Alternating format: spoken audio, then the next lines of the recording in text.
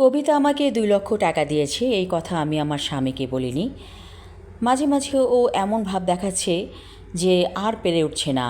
প্রায়ই বলে, আমি আর পারি না সংসার টানতে।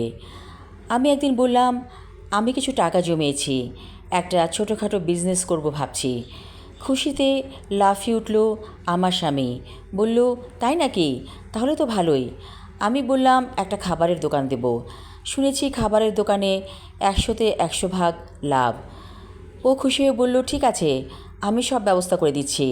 তারপর আমি একটা ছোটোখাটো চায়ের দোকান দিলাম বাসার কাছেই, এবং সাথে কিছু স্ন্যাক্সের আইটেমও রাখলাম। আমার ব্যবসা খুব ভালো চলছে। আমি সারাক্ষণ বসি না, শুধু বিকেলবেলাটায় সময় দেই, কারণ সংসারের কাজকর্ম করে পেরে উঠছিলাম না। তারপর ব্যবসা এত ভালো হতে লাগলো যে পুরোটা সময় দেওয়ার জন্য আমি একজন কর্মচারী রাখলাম। কর্মচারীর কাছে অনেকটা দায়িত্ব বুঝিয়ে দিয়েছি। আমার স্বামী তো মহা খুশি। বলল, বাহ, তুমি তো একজন নারী উদ্যোক্তা, ভালোই কাজ করছো, এবং আমার চাইতেও মনে হয় অনেক লাভবান হয়ে যাচ্ছ। আমি হেসে বলি, সবই আল্লাহর ইচ্ছা। একদিন আমার বান্ধবী আমাকে ফোন করলো, অর্থাৎ কবিতা। বলল, তুই কি ফ্রি আছিস? একবার আয় না আমার বাসায়, ভালো লাগছে না শরীরটা, একটু সময় দে। আমি কর্মচারীকে দায়িত্ব বুঝিয়ে দিয়ে চলে গেলাম কবিতার বাসায়, কারণ এই কবিতার জন্যই আমি ভালো আছি। কবিতা বলল, একাকী জীবন ভালো লাগছে না, আমার না একটা নতুন বন্ধু হয়েছে। আমি বললাম, তাই নাকি? হ্যাঁ, লোকটি খুব ভালো, প্রায়ই আমার কাছে আসে, ওর ছবি আছে, দেখবি? এই বলে মোবাইলে একটা ছবি বের করলো। আমি ছবি দেখে তাজ্জব বনে গেলাম, এ তো আমার স্বামী রাকিব। আমি বললাম, কবিতা, তুই কি জানিস এই লোকটাকে? কবিতা বলল, না, জানি না তো। সে বলেছে সে একজন দুঃখী মানুষ, তার সংসারে ভালো লাগে না, তার স্ত্রীকে তার ভালো লাগে না, তাই আমার কাছে আসে। আমি বললাম, তুই নষ্টা? কবিতা হেসে বলল, নষ্টা বলছিস কেন? আমার মাঝে মাঝে বয়ফ্রেন্ড রাখতে ইচ্ছে করে, তাই রাখি। আমি বললাম, ছি, তুই এত নিচে নেমে গেছিস, আমি তো ভেবেছিলাম তুই একটি ভালো মানুষ।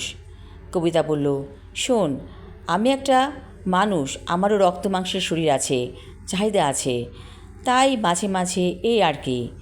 আমি আর বললাম না এই লোকটাকে আমি চিনি, সে আমার স্বামী, কারণ এটা বলার পরে আর কোনো যোগাযোগ থাকবে না কবিতার সাথে।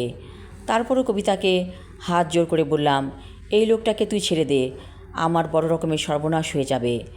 কবিতা বলল, ও কি তোর স্বামী নাকি? আমি আর কিছু বললাম না। কবিতা বলল, ওর সাথে আমার তেমন কিছু হয়নি, ও আসে মাঝে মাঝে চাটা খায়, এই আর কি, এবং ড্রিঙ্কসও করে মাঝে মাঝে, অবশ্য টাকা দিয়ে যায়।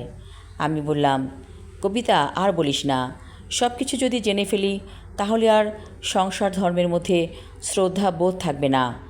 কবিতা বলল, আমি ভুনা খিচুড়ি রান্না করেছি, সাথে হাঁসের মাংস, তোকে খেয়েই যেতে হবে। আমি আর না করলাম না, কারণ সকালে তেমন কিছু খেয়ে আসেনি, খিদায় পেটটা চোচো করছে। কবিতা সুন্দরভাবে সব কিছু পরিবেশন করলো, আমরা দু বান্ধবী মিলে খেলাম। এমন সময় কলিং বেলের আওয়াজ। কবিতা লুকিং গ্লাস দিয়ে দেখল আমার স্বামী রাকিব সেখানে দাঁড়িয়ে আছে। তারপর ফোন করে বলল, তুমি আজকে চলে যাও, আমার সাথে আরও একজন আছে। সে বলল, তাই নাকি, অন্য বয়ফ্রেন্ড? কবিতা বলল, হ্যাঁ, আমার একজন বয়ফ্রেন্ড আছে, তার সাথে আমি সারাদিন স্পেন্ড করব, তুমি আরেকদিন আসবে। চলে গেল রাকিব। আমি খাওয়ার পরে বললাম, আমার প্রচণ্ড মাথা ধরেছে, বাসায় যেতে ইচ্ছে করছে না, বাসায় যে সেই লম্পট স্বামীর মুখোমুখি হতে হবে। কবিতা বলল, সব মানুষই খারাপ, সবাই মুখোশধারী।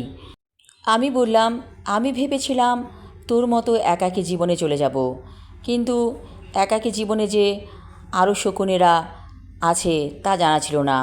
কবিতা হাসছে, ঠিকই বলেছিস, পুরুষ মানুষ হচ্ছে শকুনের দল। আমি বললাম, কবিতা, পুরুষ মানুষ শকুন হয় তখনই যখন নারী তাকে শরীর বিলিয়ে দেয়। নারী যদি পর্দার মধ্যে থাকতো, পর্দার আড়ালে থাকতো, তাহলে আর পুরুষরা নষ্ট হয় না। কবিতা অর্থপূর্ণ দৃষ্টিতে আমার দিকে তাকিয়ে আছে। কিছু বুঝতে চেষ্টা করছে। আমি আর কিছু বললাম না। কি বোঝাবো আমি কবিতাকে? কবিতা তো আর সেই দলেই নেই। আমি খাবার পরে চলে আসলাম আমার বাড়িতে। না, এখানে আমার সন্তানেরা আছে।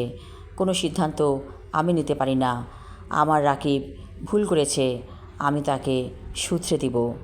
আমি আমার লেখা ছোট গল্প একা জীবন পর্ব 2 এবং শেষ পর্ব পড়লাম। আশা রাখছি সবার ভালো লাগবে।